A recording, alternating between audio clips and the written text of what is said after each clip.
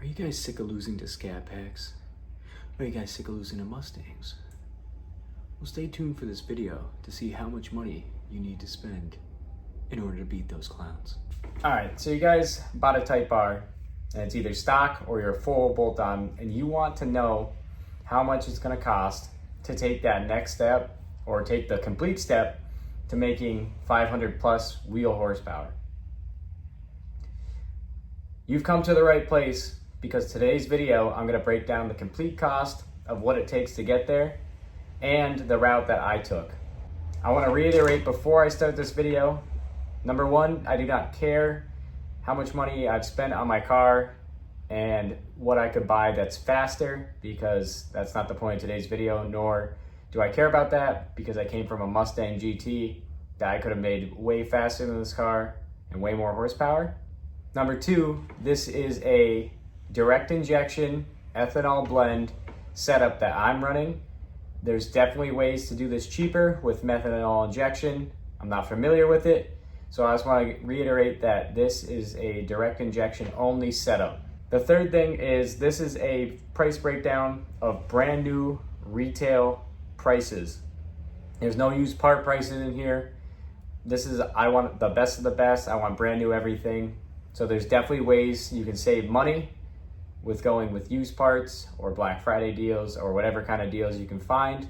So just keep that in mind. So this is probably going to be, the total number is going to be on the higher end of the spectrum if you're going to do something like this. So first we're going to start with the bolt-ons. This is your basic parts like intercooler, downpipe, intake. These parts will get you to roughly 375 to 400 wheel horsepower and roughly the same amount of torque with the stock turbo, depending on what dyno you're on and what kind of fuel you are using. First part, and to me, there's no substitution for this, is the PRL intake with the big bore MAF, or what it used to be called is the race MAF. There's no substitution for this. It's dyno proven, and pretty much any setup that is going to make any sort of power is running this specific intake. This intake retails for $400 and it comes for sale often in the used market. So like I said, you can find most of these parts used for a decent discount. Next up is intercooler choice. If you are full bolt-on, stock turbo, this choice does not matter as much as it does when you do an upgraded turbo with a fuel system. Intercoolers from like PRL, HKS, InGen, any of those brands will be more than sufficient for a stock turbo car or a full bolt-on car. However, when you guys start playing with the fuel system and a larger turbo, this is where the intercooler choice comes into play. There's a bunch of different intercooler choices obviously for the car, but a couple of recommendations that I have for you guys. And personally, I'm running the Mishimoto, which is one of them. It's like one of the biggest cores you can get, and it's dyno proven, low heat soak. So we got Mishimoto, the full race kit, PWR, and Ultimate Racing are the four that I've come across that do the best job in keeping the larger turbo cool and not heat soaking. Maybe not heat soaking, but more resistant to heat soak. Some of these intercooler kits come with charge pipes, some don't, so make sure you guys figure out which one you're choosing, whether you have to get charge pipes or not. But for the most part, the average of these will cost you around $1,200. Next is going to be your downpipe choice.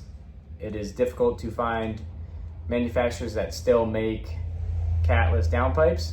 However, there is a few that I've seen. They're roughly $600 to $700 for a brand new catless downpipe.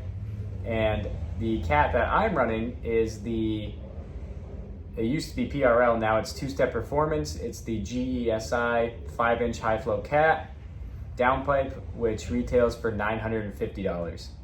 Now the next topic is the exhaust. You don't technically need an exhaust. Multiple tuners have stated that the factory exhaust does not hinder horsepower enough where it needs to be changed. However, the front pipe is something that I would definitely recommend to address. The front pipe, the factory front pipe, goes down to under 2 inches of inside diameter. So you can pick up a front pipe brand new for roughly $400. This will get rid of that choke point. So to complete the full bolt-on, most people do the PRL titanium inlet, which you can see on my car, which is going to roll into the next topic. But before I do, this inlet is $500. There's a couple different companies that make it. There's Rampage Fab that makes one. I believe it's a little bit more money than this one, but the PRL is $500. Again, this is not 100% needed. However, I'd recommend, just because the OEM cast one definitely is more susceptible to heat soak than this one. Moving on, we're gonna go to turbo choice. I have two turbos in mind for you guys. The MHI Stage 2, which could utilize an inlet like this. And the second one, which is what I'm currently running, is the RV6 R660 Turbo with anti-surge housing. And that one comes with the new carbon inlet, and it's full 3-inch compared to the PRL one. MHI Stage 2 Turbo retails for $2,500. Now that does not include the inlet pipe. So if you guys break that down, add the inlet pipe, we'll call it $3,000. The RV6 comes with an inlet pipe, and the RV6 retails for $3,150. So roughly the same price. Both these turbos are great turbos. The MHI is made by the OEM manufacturer of the stock turbo, which is Mitsubishi. The MHI is going to give you more of a stock spool. It's a little bit more stock feeling with just a higher top end. And the RV6 has a little bit higher of a ceiling than the MHI. Again, both great turbos. Personally, I went with the RV6, and it makes a lot cooler turbo noises, especially now with the anti-surge. So do your own research on that and pick the turbo that's right for you. The next thing we're going to talk about here is the fuel system. So first thing you're going to need is a high pressure fuel pump. We got two options that I recommend, which is the XDI, which is $1,600, and the full race just came out with a kit that's $2,000. The full race kit definitely gives you guys a little bit higher of a ceiling. So if you guys plan on doing a bigger turbo down the road or a built motor, I would definitely recommend spending the extra couple $100 on that, just so you guys don't limit yourself. Not saying the XDI isn't capable, because that's what I'm currently running, but there is a little bit more headroom on that full race kit. Now the next choice you have to make is your injectors. I have the XDI 1400 cc's. These were $800. There's a plethora of options. Do your research. Again, you can kind of limit yourself or future-proof yourself with this choice, but like I said, that my current setup is the 1400 cc XDI injectors. Most importantly, with the direct injection setup like this, you're gonna need a flex fuel kit, which will allow you to run ethanol, an ethanol blend. These, again, it's a toss-up on what brand you want to go with. They all do the same thing. They're all pretty much the same quality. I'll just give you guys the PRL price, which is $550 for their flex fuel kit, but this will obviously allow you to make the power that you want with the added octane. Something that my tuner recommends and most tuners recommend is doing the intake low pressure fuel pump. I have the Dishworks 300. This is, some people argue that it's not necessary, but it's one of those things where it's, to me, I'd rather have it as a little bit of a safety net. And I know that the factory fuel pump, depending on what car you have, what year it is, they have recalls on them. So this could kill two birds with one stone in that department if you have not got the recall done yet. These pumps retail for just under $200. I want to talk about the last part of this fuel system. I'd recommend doing this. Some people say no, but I made a separate video about this, that I have a ID 750 fuel filter. Now, this will keep the parts that I mentioned above, like your injectors and your high pressure fuel pump, safe from any debris or degradation of the fuel lines because of the ethanol. Ethanol is a little bit more corrosive than like 93 octane.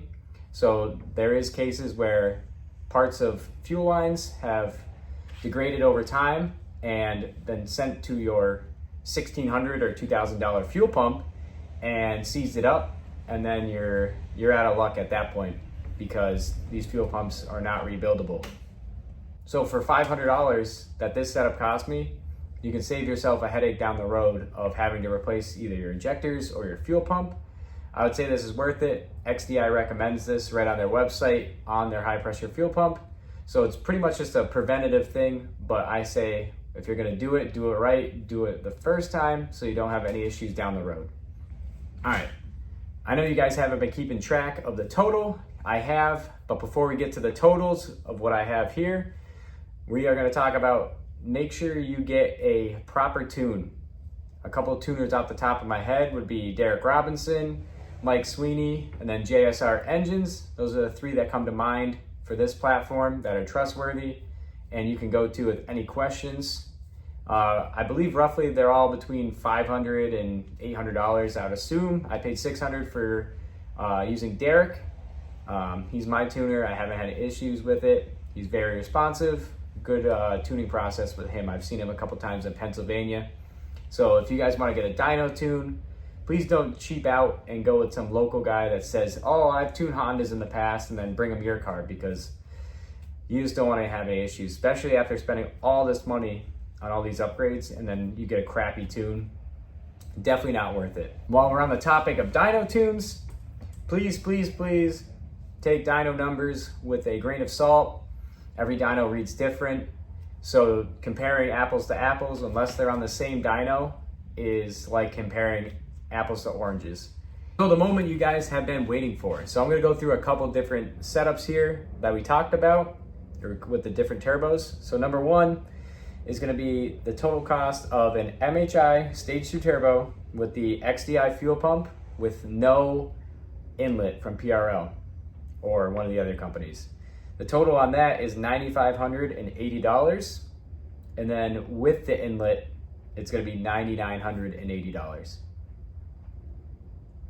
MHI Stage 2 with the full race fuel pump with the inlet is $10,380. And without the inlet, it's $9,880. So the RV6 turbo with the full race fuel pump, you're looking at $10,629. And the XDI fuel pump, you're looking at $10,229. All these prices are with the $950 high flow cat. So keep that in mind. And again, these are all retail prices, no used parts. I want to reiterate that there's multiple ways to do this correctly. This is the route that I chose. Other options are the Honda fuel system upgrade, and then they have a fuel system plus, which includes a camshaft that runs the high pressure fuel pump. That's a completely separate thing.